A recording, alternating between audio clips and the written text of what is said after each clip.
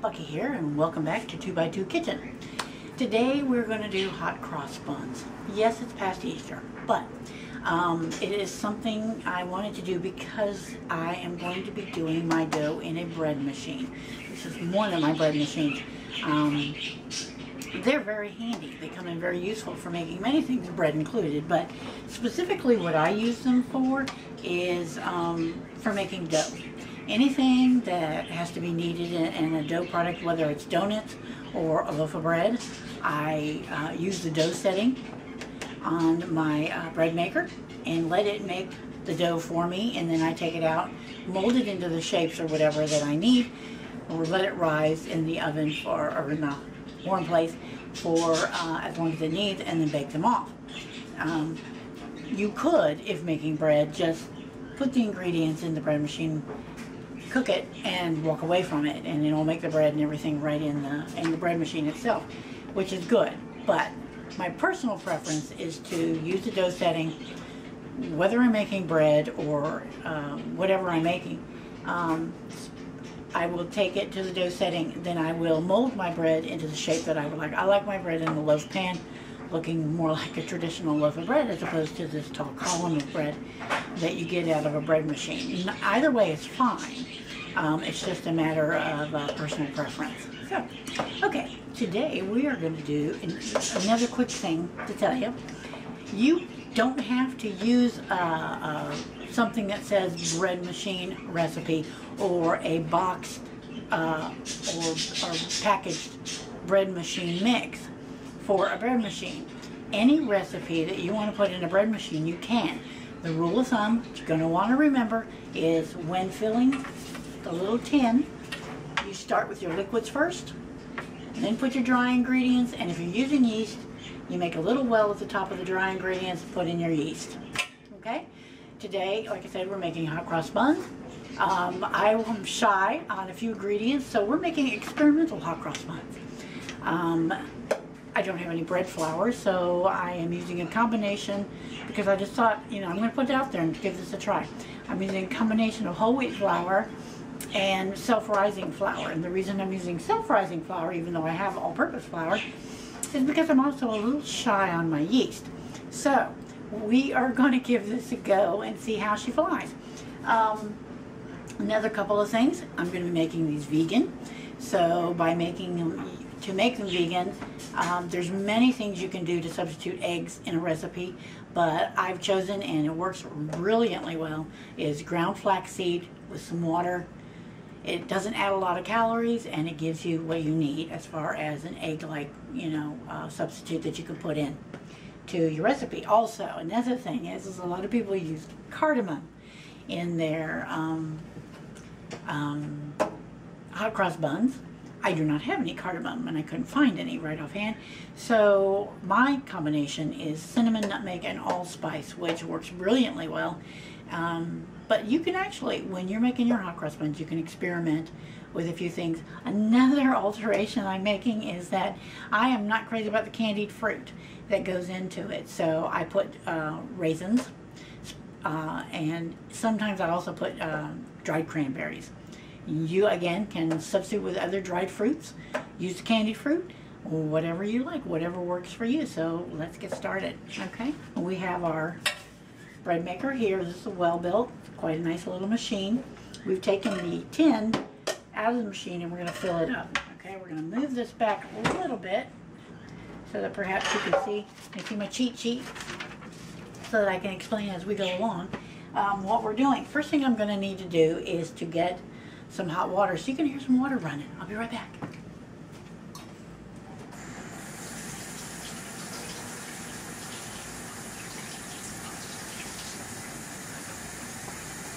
It takes a little time to get hot.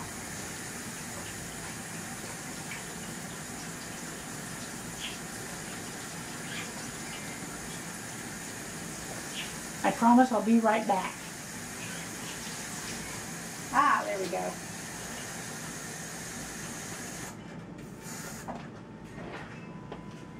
Okay, now we have got our cup of hot water, which we're going to put into our little bowl here. We've got the little flipper thing down in there already, which I probably should have showed you, but it's not. Okay, now we want our other liquid ingredients, which in this case will be our egg, which I know it's very difficult to see, but we'll try to see if you can see it. It is flaxseed and water mixed together. You let it sit for 5 minutes, and then you can put it in your recipe to substitute for eggs. So I'm going to add that in. Make sure we get all that in. Again, the best tool you have in the kitchen is what comes at the end of your arm. But I learned that from my dad, actually. My dad he did a lot of things with his hands. Okay, now we also have a 1/4 cup of oil. I'll put that in there. Good deal. Okay, now what we have here is we have our flours mixed together. Now to this I am going to add a 1/4 cup of sugar.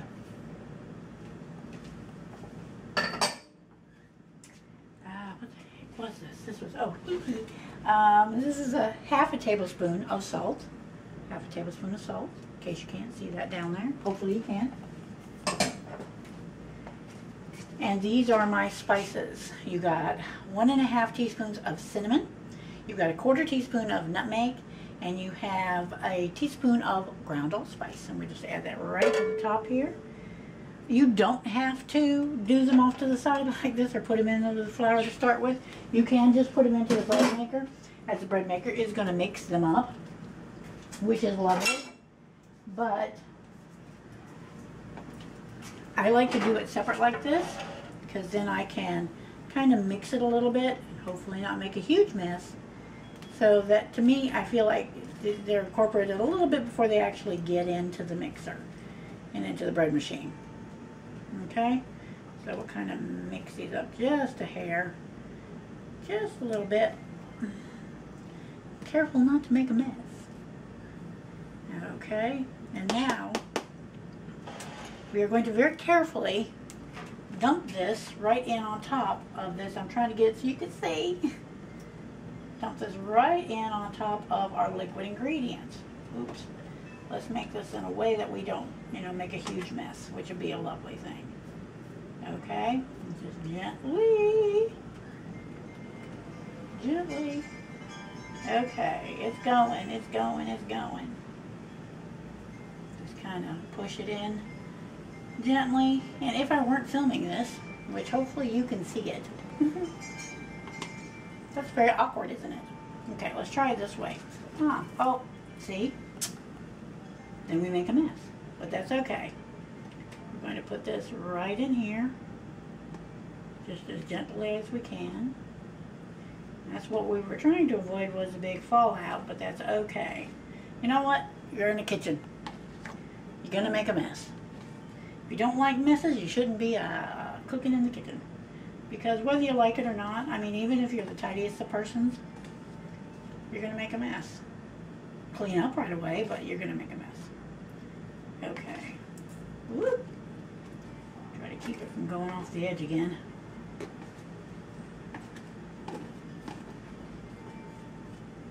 Okay, almost there. And done. Okay. Now we're going to push the edges in and not worry so much about this down here. You don't see this. Okay, now what I'm going to do is I'm going to pick up the camera and I'm going to show you, because you move your flour and stuff around so it's completely covered up. Okay, hold tight. You're going for a ride. Alright, well, this will be fun. Okay. Well, let's see. What's the best way to do this? Let's do it this way. Easier this way. Okay. We're going to move in. And you can see now my mess. But you can see that the bread maker is like that. Okay. Alright. Which is lovely. And now what we're going to do is we're going to make a little well. It doesn't have to be real deep or anything, just a little bit of a well. And we're going to do that And we're going to pour our yeast in. Grab it real quick. Okay, and we'll take our yeast. It is supposed to be 2 1/4 teaspoons of yeast. However, I'm shy on that, so that is what it's supposed to be. Okay. Now, come back up here. Make sure that we're center. Oh, we're lovely. Okay. Okay. Now that we've got that done, we're going to take our bread machine. We got our bread machine opened up here, and we're going to pop this puppy right back into the machine. These sides here is a place to clip it in. So we just pop it in and snap it down, and you are snapped and ready to go. Now, what I'm going to show you, come on with me again. Here we go. Well, y'all can see this. Okay, now I'm going to close my bread machine. Voila. Now, you can see what I want is I want 8. Okay, and we're right now at 3, which is what I don't want. So we are going to look a minute and see you have 2p. I'm going down to 8. 3p, 4p, 5, 6, 7, and 8. And I'm good to go. So I just hit the start button. Okay. And I don't know if you can see it. Whoop. Let's see if I can get you to see it. Well, you see movement. I know you see movement. And voila, the bread is on its way. Our bread, the dough, is on its way to making some delicious hot cross buns. Okay, and as exciting as it would be to spend the next hour and a half watching this machine rotate around, we're not going to do that. We are in 15 minutes. There's going to be a timer going off, and I'm going to stop the camera. We'll take a break, pause it, and then come back, because when this timer goes off, it says time to put in the raisins, and then we'll put in the raisins. Or the fruit, or whatever you're going to be adding, like nuts or whatever, you add about 15 minutes into what you're doing. So, see you at the beeper. Okay, the timer has gone off. I don't know if you got to hear that beforehand, but that means we can do this. And we're going to open it up, and we're just going to put our raisins in it, like this. You see? It calls for 2 cups of some kind of fruit, and we're doing all raisins in this particular batch. Okay, I'm going to have you walk over here to see what's going on. There you go, see? Now, as it rotates around and kneads itself, it will work the raisins into the dough. Okay, so we say night-night to the dough. Let it continue doing its thing for another, here we go. What are we at? An hour and 11 minutes, give or take. So, our timer has gone off. And I'm going to tilt you up just a hair.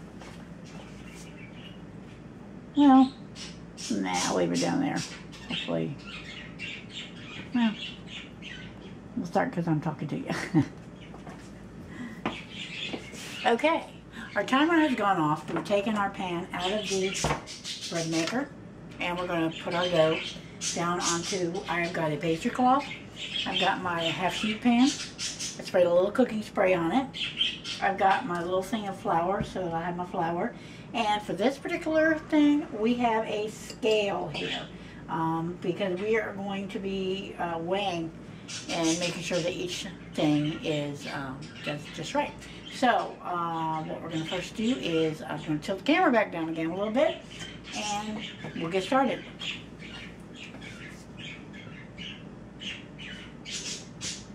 Voila. Lovely. Okay. Here's our dough, looking lovely, and now we're just going to dump it right out onto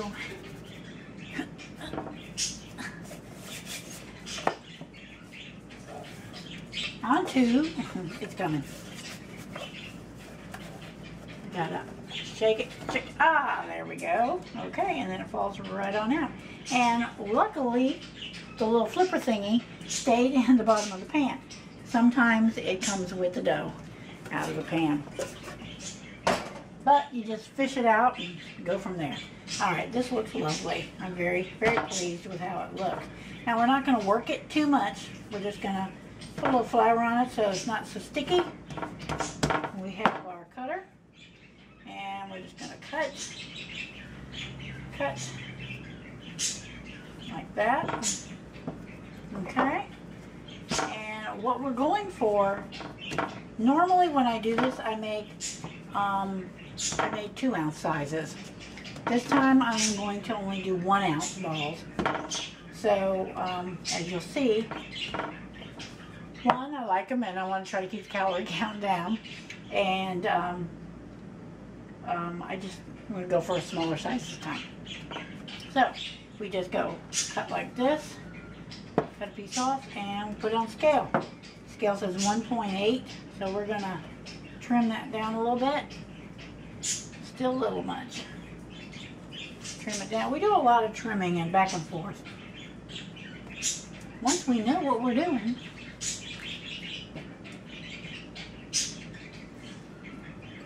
well, maybe we'll go with 2-ounce one. Okay.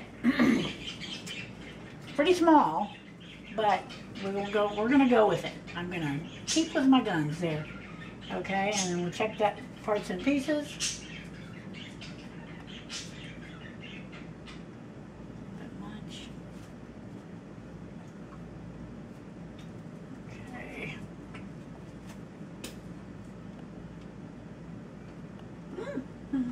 This is a lot of measuring and setting aside. So measuring, setting aside. So what we're going to try to do, since it's obviously making very small sizes, we're going to do this. Okay. All right. Hopefully this make it go a little bit faster. If our camera dies on us, at least I want you to do is be able to see this much of it anyway. So I'm going to cut a couple of more, and then I'm going to show them to you on the pan. I'm going to show you what we do next. Okay, one more. Well, I suck at this. My dad could do it quick. He could, do them exactly right. It was great. Anyway, so once we get these all cut, which I will do, Charlie, but I want to, not lose my time here on the camera. We're going to basically roll these into a ball. We're going to kind of pinch them together like this, and then we're going to flour on our hands, and we're just going to roll it together like this. And a lovely little ball. And then we're just going to set that on our pan, just like that. All right, we do it again. Just kind of pinch our stuff together to make the little ball shape to start with. And then we're going to roll it together. Okay, and then we'll put that one there. And do again.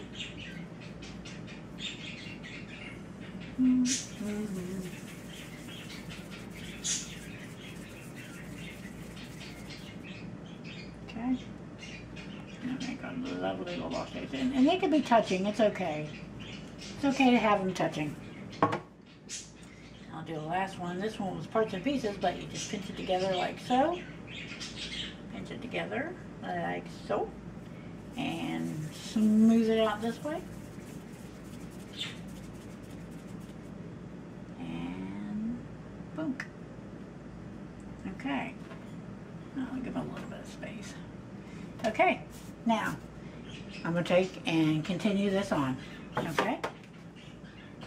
Okay, so we have finished rolling up our hot cross buns into little balls. As you can see them. We have 40 of the small ones, which is lovely. I'm just, very happy with that.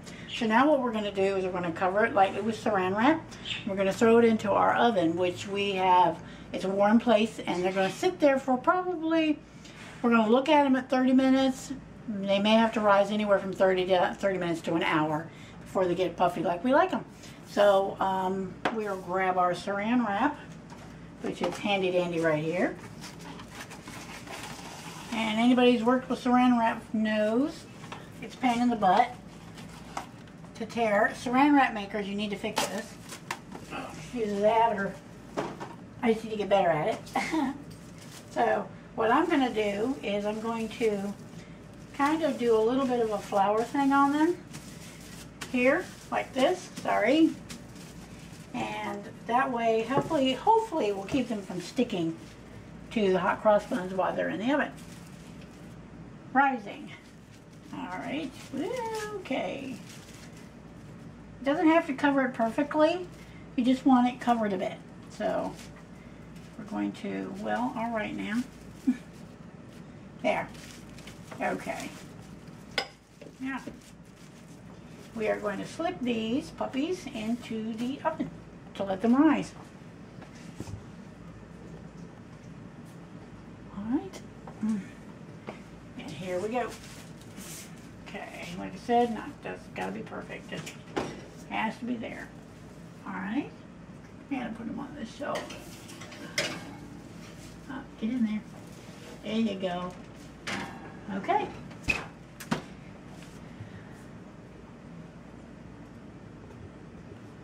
Okay, we will be back here 30 minutes to an hour as soon as they've risen enough and be ready to bake. Our timer has gone off, and we actually went for about 45 minutes trying to get it to rise just enough to the way we like it. So what we got here, lovely. Let me pull this off gently. See, they have poofed up a little bit. They're not gotten real huge, but that's okay. They're small to start with. Now we're going to put them in a 375-degree oven for, roughly speaking, 15-20 minutes. And then they'll be ready to put on a little simple syrup and some icing, and once they cool down. So it should be delicious. Okay. And we're going to put them back in the oven.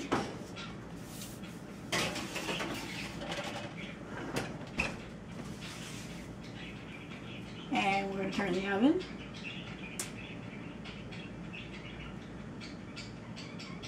to 375 and set our timer for, we'll give it 15, and then we'll check it at 15.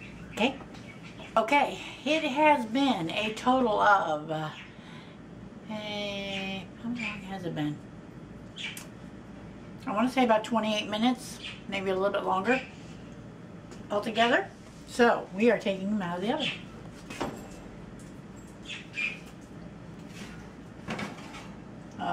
Lovely. Okay. Here, I wish you could smell them. They smell great. Just, you can smell the cinnamon and the nutmeg, allspice. Raisins, actually, you know, very prominent too. How you got them, you got the nice light brown on the top. So, we'll make our simple sugar syrup that we're going to gloss them with. Let them cool down, and then we'll ice the X's on them. Okay? Alright. Be back in a few. So, we've got these finished, and we have made basically what's called a simple syrup. I've taken some sugar and some water, boiled them together for a little bit until the sugar has melted. And then what we do is we're just going to use a brush, and we're going to brush it onto these, which will give us our shine that hot cross buns are known for, is their kind of glossy look to it before we put the icing on. So for right now, we're going to put the simple syrup on the hot cross buns. Oh, that's hot. All right, we're going to move it so you can see what we're doing. I'll get you a little closer. Whoop. Okay, well, that's not where I want you to be. Get there, get there, get there. There we go. There we go. Now you can see what I'm doing. Gotcha. Alrighty then. Okay, simple syrup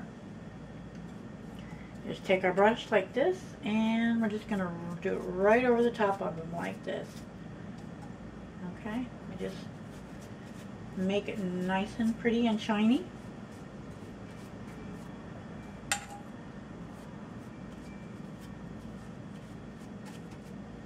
See how it gives a nice, lovely, glossy look to it, which is what we like. We kind of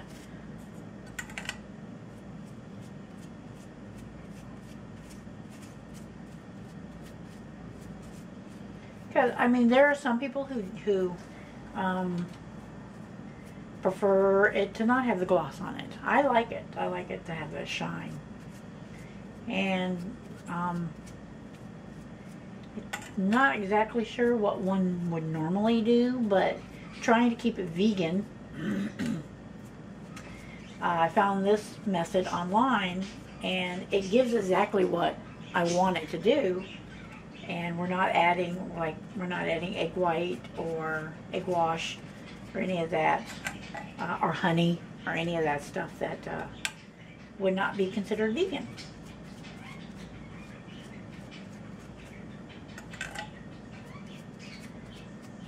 So we just very liberally, because on top of giving it a lovely glossy finish, which is nice, it's also it puts a little bit of sweetness, more sweetness to it. They're not real sweet to start with, more of a kind of a bready, but sweet. So this kind of adds a nice little extra sweetness to it.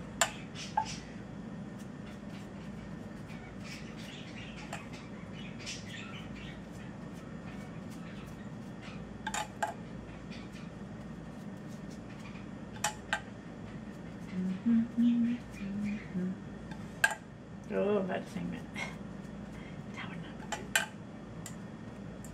Okay, how many places we may have missed. Try not to hit it with the pan.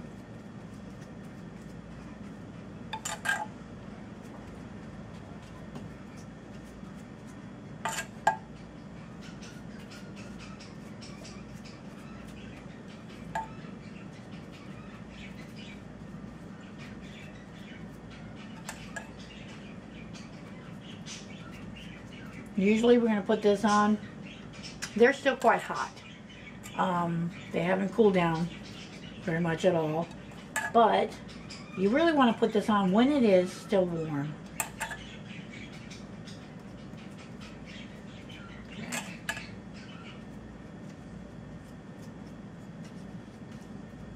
Alrighty then, just trying to make sure we got no dry spots. Definitely don't want that. Look, I think they look good. One more little blip there.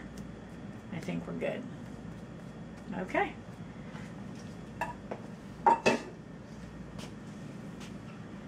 So what we have is a lovely, beautiful kind of glossiness to them. We'll let them cool down the rest of the way. The gloss will stay. It'll stay glossy even though it's cooled down. And we'll be putting the crosses on shortly. All right. Everybody, we are ready for the last step in making hot cross buns, and that's putting the icing on them, the cross. So let's get started. Oh, icing is powdered sugar, water, vanilla. Very basic, very simple, makes a great glaze. This is a brilliant idea. My daughter actually came up with this one. It is a ketchup bottle from my restaurant supply place, but to make icing, the crosses on the hot cross buns, icing turnovers or anything like that, or just icing a cake and wanting to do a special design or whatever on it, this is a brilliant idea. Okay, so let's get started. We gotta lower you down so you can see what I'm doing. There's our lovely hot cross buns, all shiny and beautiful. Okay, I'm going to pull you in a little bit closer, a little bit, so you can see what I'm doing. It's not real complicated, but okay. Now, put that shake on down. And then all we're going to do is we're going to make one line going this way. Keep kind of an even pressure so that you don't have broken line. Go all the way to the end and just repeat.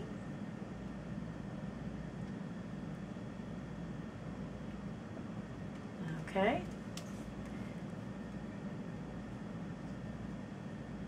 Really easy. Whoop.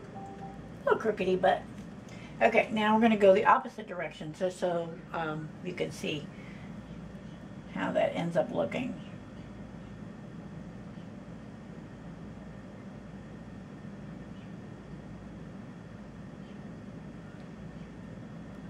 Okay, see, then you have your crosses. Isn't that lovely? You want to kind of keep even pressure so you don't have too much icing in any particular place. Okay, well, it looks good.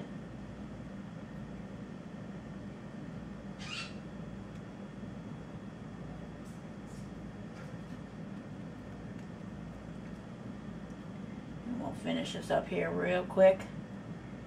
Get you to a certain point.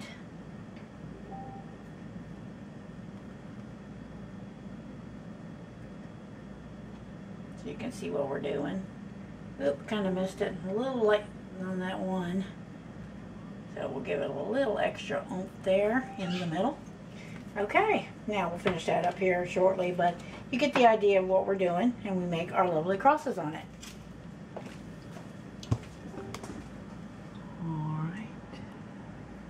Hopefully my battery doesn't die on me, which it wants to do, but we're going to finish this up real quick.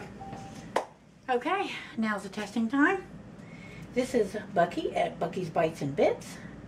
Today we made hot cross buns using the bread machine. I think they turned out really lovely.